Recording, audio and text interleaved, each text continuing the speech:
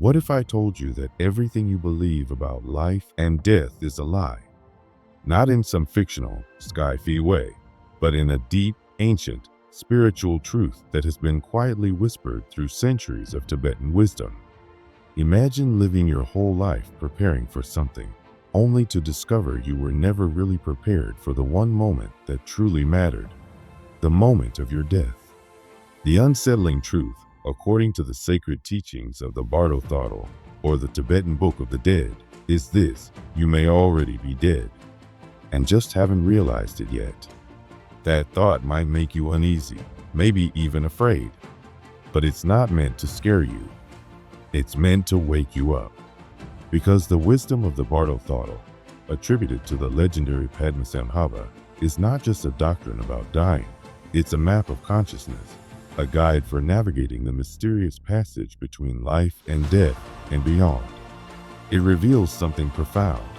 Death is not the end, and life, as we know it, is just the beginning of an extraordinary spiritual journey. In Tibetan Buddhism, the word bardo means intermediate state.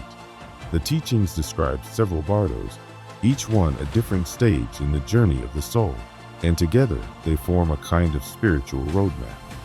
What makes these teachings so powerful isn't just their insight into what happens after death, it's how deeply they reflect the nature of our minds in this very moment. The bardos aren't just otherworldly dimensions. They are happening right now, in your thoughts, your fears, your dreams. Your daily life is already a rehearsal for your soul's journey.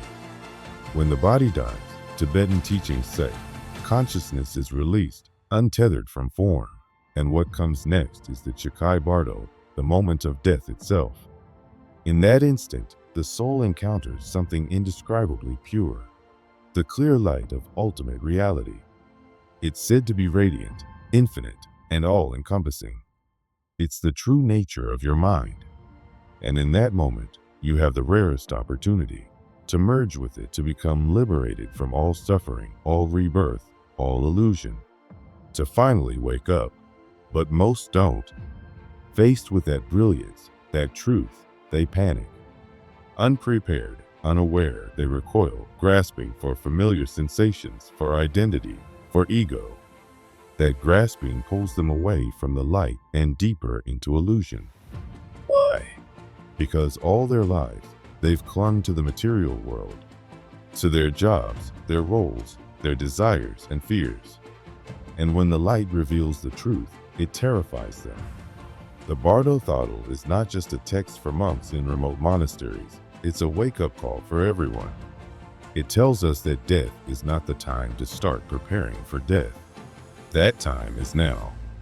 The best way to be ready is to learn to recognize the light while you are still alive. Tibetan masters teach that consistent meditation, awareness, and detachment during life make it more likely that you'll recognize the light when it finally appears. Each moment you sit in stillness, observing your thoughts without judgment, you practice dying well. You train yourself to let go, but instead, most of us are trapped in a fog, clinging to people, identities, routines that promise comfort but offer only distraction. We're afraid to look at death, so we build lives to avoid it. But that avoidance, ironically, is what blinds us at the most critical moment. The opportunity for liberation slips by, and the soul moves into the next phase, the Chni Bardo, the Bardo of visions. Here, the soul is no longer confronted by the light, but by its own mind. Everything unresolved within, the guilt, the shame, the cravings, the rage, begins to take form. These aren't hallucinations. They are real to the soul. In this realm, peaceful and wrathful deities appear, towering, luminous, terrifying. But the Bardo Thodol teaches that these figures aren't gods or demons in the way we imagine. They are projections of your own mind. The peaceful deities reflect the love and clarity you cultivated in life. The wrathful ones? Your suppressed pain, your shadow self, unleashed. This is the mirror stage. And for the unprepared, it's a nightmare. Souls scream, flee, cling, and react. But the ones who recognize these beings for what they are, projections, illusions, can still attain liberation, even here. It's not too late, but it requires courage and profound awareness. And that awareness? It's something you must build in life. Every moment you react emotionally, get consumed by anger or fear, you're practicing for the Chni Bardo. And every moment you respond with clarity and detachment, you're preparing your soul for liberation. If the soul fails here too, unable to see through the illusion, it descends into the next Bardo, the Siddha Bardo, the state of rebirth. This is where karma, the echo of all your thoughts and actions, pulls you into a new life. This isn't a punishment. It's simply cause and effect.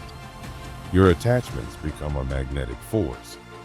If you died consumed by desire, you might be reborn in a life of endless longing.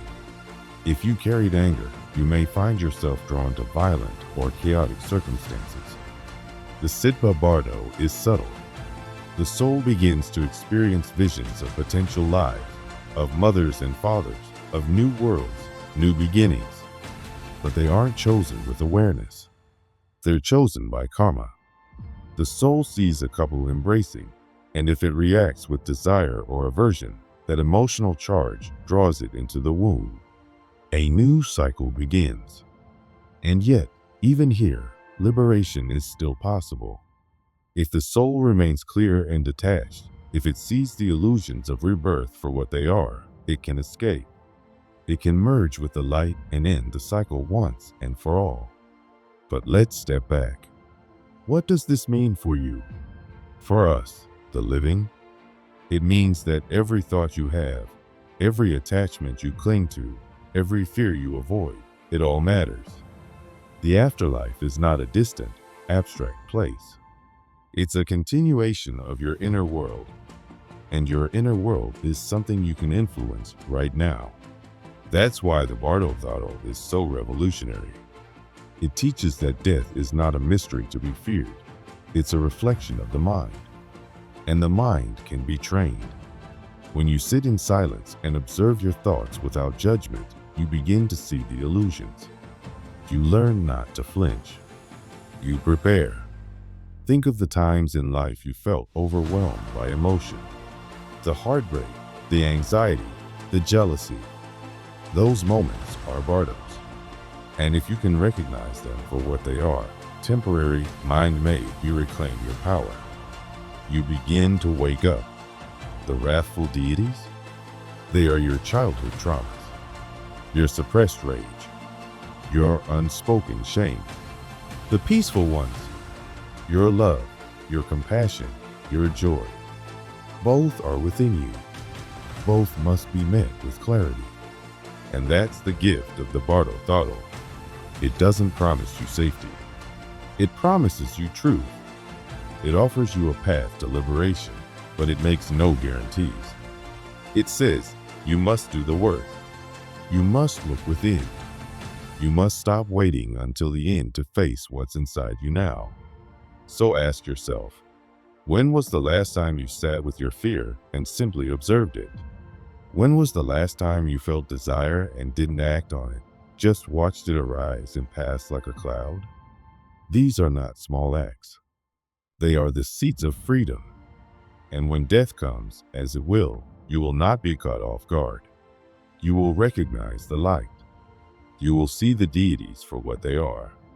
You will walk the path not as a victim of illusion, but as a master of awareness.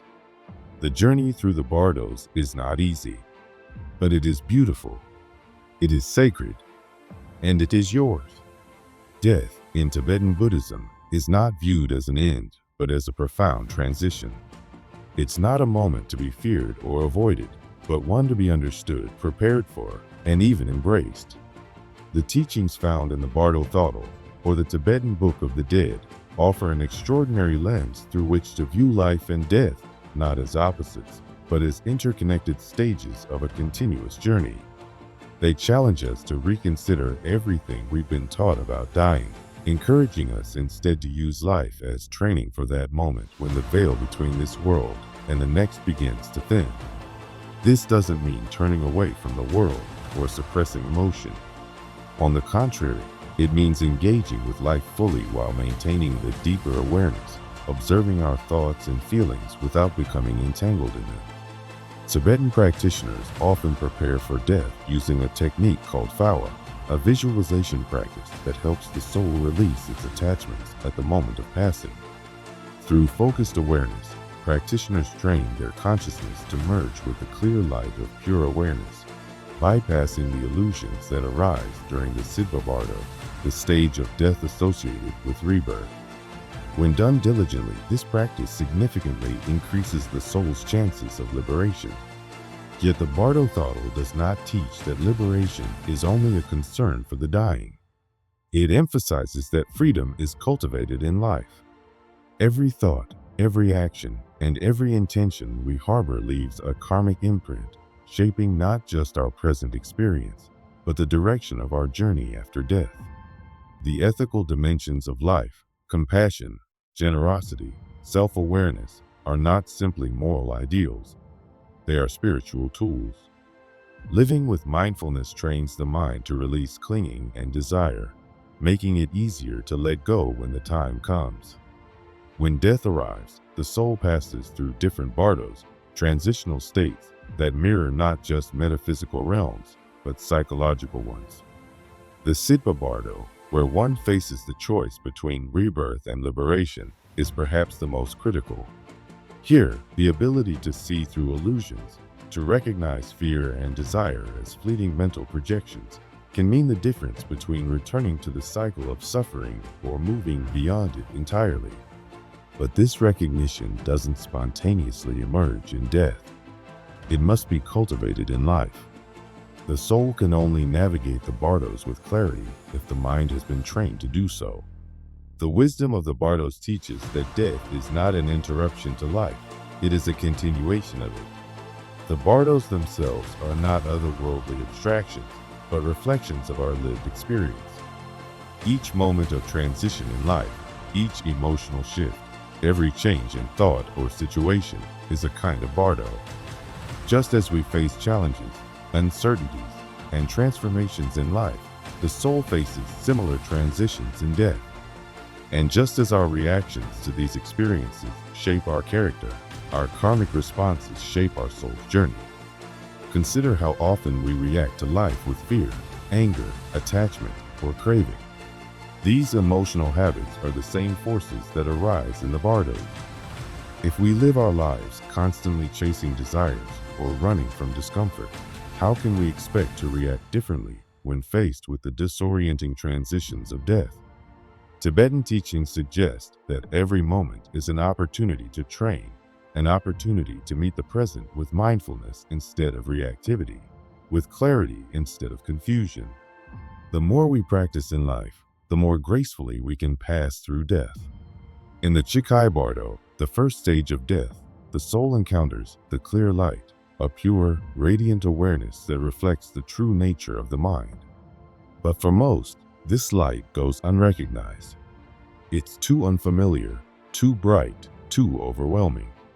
The mind, unprepared, recoils and clings to more recognizable forms of experience, which arise in the form of visions during the Chni Bardo. These visions are projections of our own mind, manifestations of karma, emotions, and attachments. They are neither punishments nor rewards, but reflections. If we've never practiced seeing through our own mental projections in life, how can we expect to do so after death? If we haven't learned to sit with our fears and desires without identifying with them, we'll be swept away by their illusions in the bardos. And when we reach the Siddha Bardo, we may find ourselves reborn into similar patterns, repeating the same cycles of suffering again and again. But it doesn't have to be this way. Tibetan Buddhism offers a radical reframe. Death is not the end, not a punishment, not something to dread. It is a spiritual opportunity, a moment of extraordinary potential. The soul has a chance to awaken, to transcend the cycle of birth and death, and to reunite with its true nature. But this awakening depends entirely on preparation. Preparation, in this context, means living with awareness. It means cultivating the habits of mind and heart that will serve us in the most disorienting moment of all. It means practicing detachment, not a cold withdrawal from life, but a warm and open engagement with it, free from clinging. True detachment allows us to love more deeply, to act more generously, and to live more freely, because we're no longer controlled by the fear of loss or the need for control. Imagine what life feels like when we no longer chase after possessions or achievements to prove our worth. When we stop running from pain and allow ourselves to be present with whatever arises. This kind of presence is not only spiritually liberating, it is deeply practical. It reduces anxiety, improves relationships, and fosters a sense of calm in a chaotic world. And when death comes, it becomes our greatest ally. Love, too, takes on new meaning in this framework. When freed from attachment, love becomes a force of incredible power. In the Chni Bardo, souls are supported by the karmic imprints of compassion they created during life. Loving kindness doesn't just benefit others, it shapes our own inner landscape, creating patterns that carry over into death and beyond. These peaceful visions can help guide the soul toward the light, away from fear, and closer to liberation. Reflecting on death also changes the way we live. So many people move through life on autopilot, trapped in routines, reacting to situations without intention. But the Bardos teach us that every moment is meaningful. Every habit we form, every thought we nurture, every emotional reaction we allow to dominate us, they all leave traces. They all form the blueprint of our soul's journey. When we bring conscious awareness to these aspects of life, we begin to align ourselves with the clear light. We begin to live as if death were not a tragic ending, but a sacred return. The truth is, death strips away the illusions we spend our lives constructing. It takes away the titles, the possessions, the social roles, all the things we falsely believe define us. What's left is the raw experience of consciousness itself. The more familiar we are with that experience in life, the less terrifying it is in death. Meditation and mindfulness aren't just spiritual hobbies. They are practices that prepare us to meet the most honest moment of our existence with open eyes. In most cultures, death is cloaked in denial. We hide it, fear it, and talk about it only in hushed tones.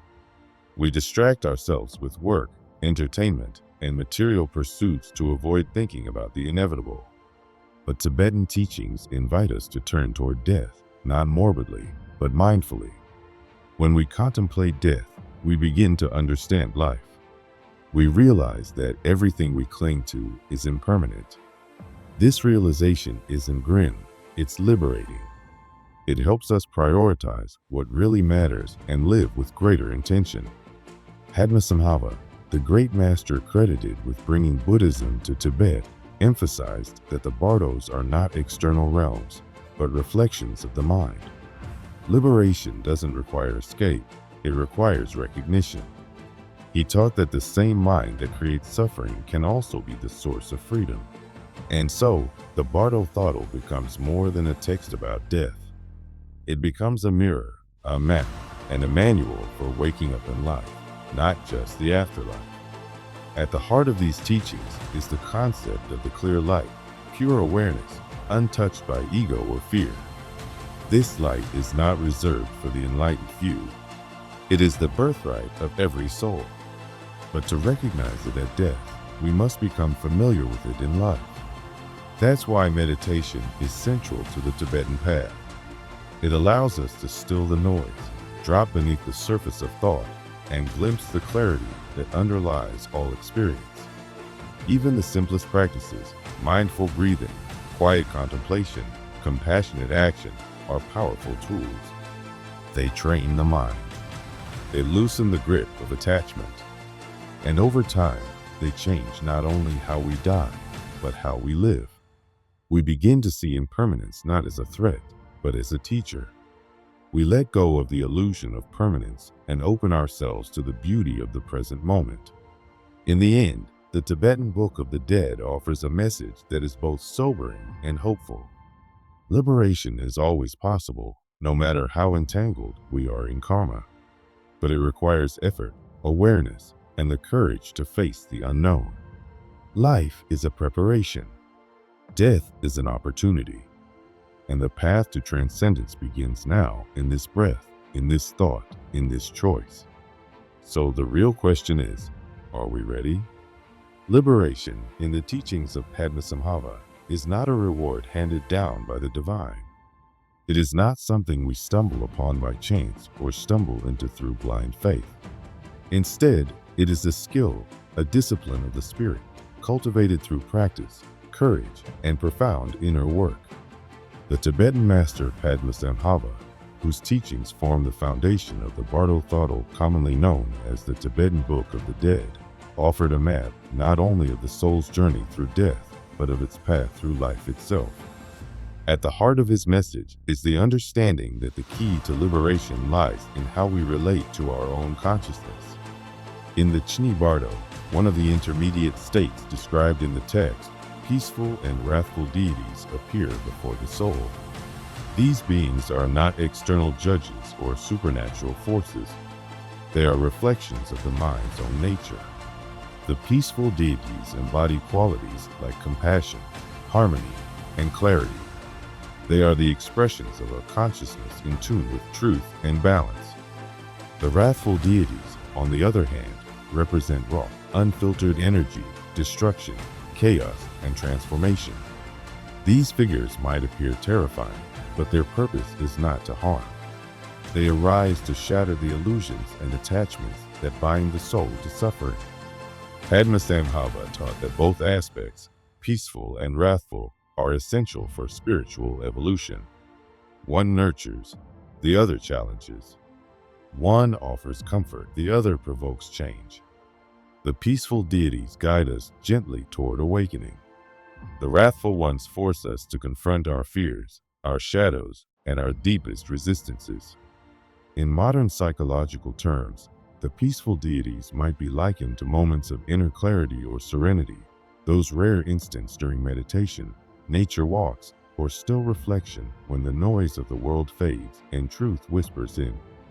The wrathful deities, conversely, manifest as emotional storms, heartbreak, rage, anxiety, grief.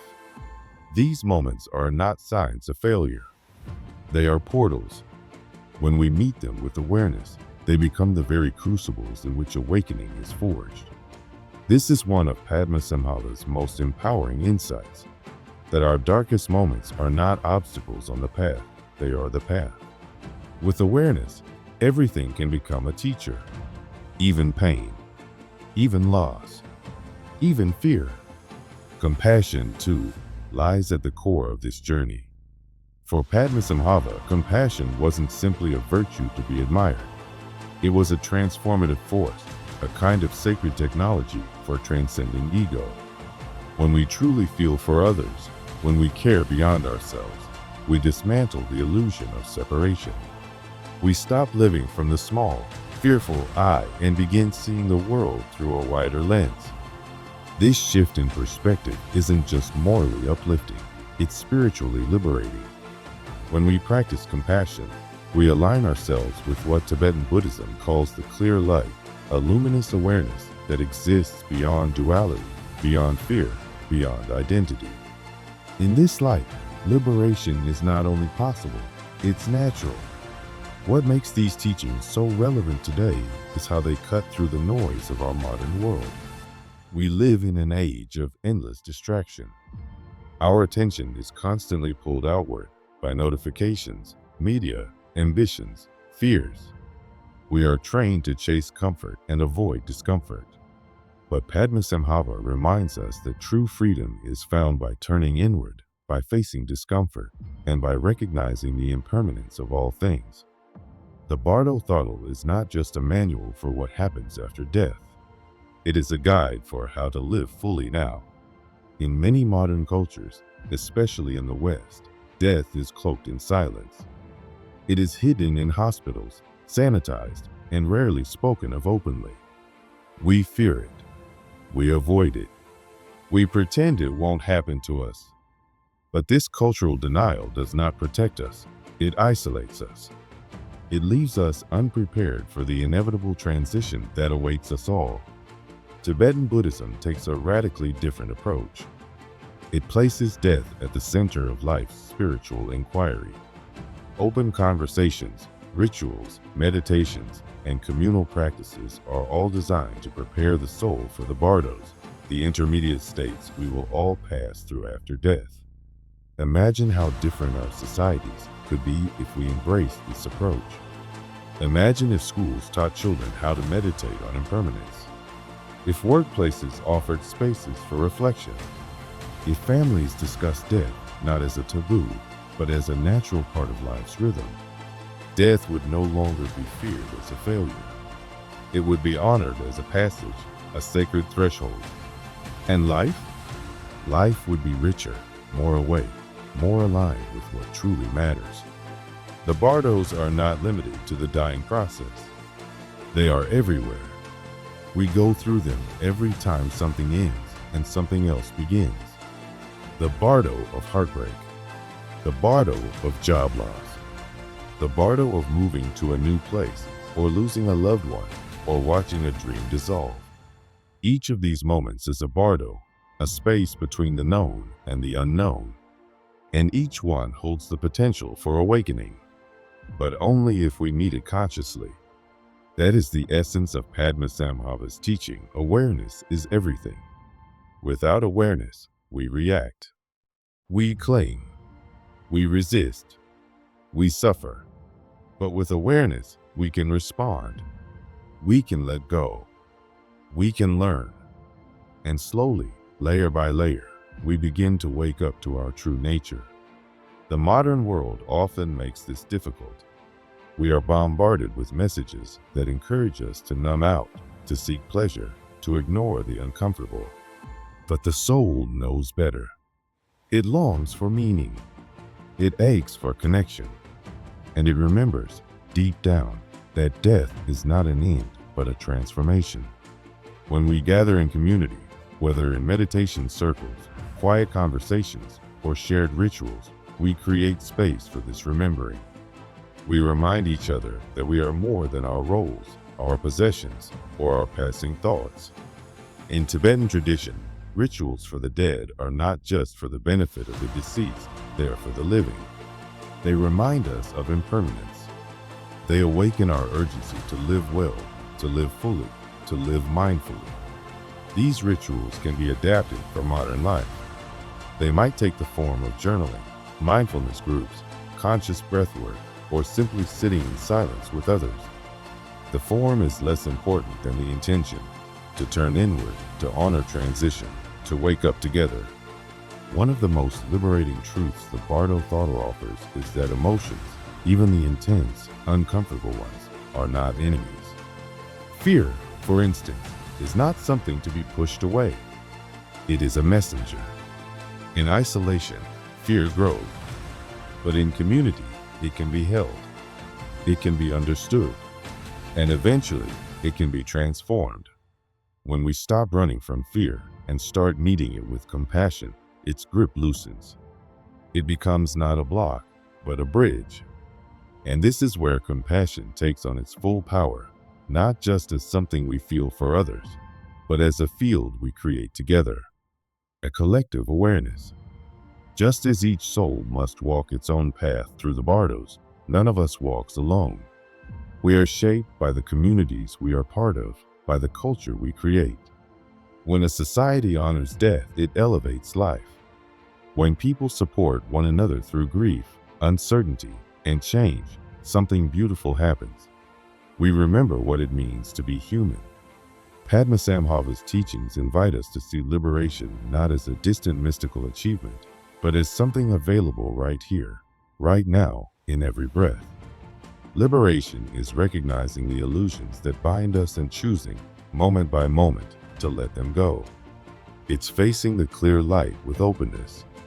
It's seeing through the projections of the mind in the Chni Bardo. It's releasing the pull of desire in the Siddha Bardo, the realm of rebirth. And it's doing this not once, but again and again, in every transition, every ending, every beginning. These teachings are not abstract philosophy. They are profoundly practical. They ask us, how are you living? What are you clinging to? What are you afraid to let go of? And most importantly, what would it mean to face life and death with courage, clarity, and compassion? If these questions stir something in you, if they feel more like a remembering than a revelation, you are already on the path. And you're not alone. There is more to explore, more to uncover, and more to embody. And if this message spoke to something deep inside you, take a moment, sit with it, reflect, and if you feel moved, drop a comment that simply says, I understood it. Let us know that you're walking this path too. Because the truth is, the Bardo Throttle isn't just about death. It's about this moment, right here, right now, and the freedom that's waiting to be claimed within it.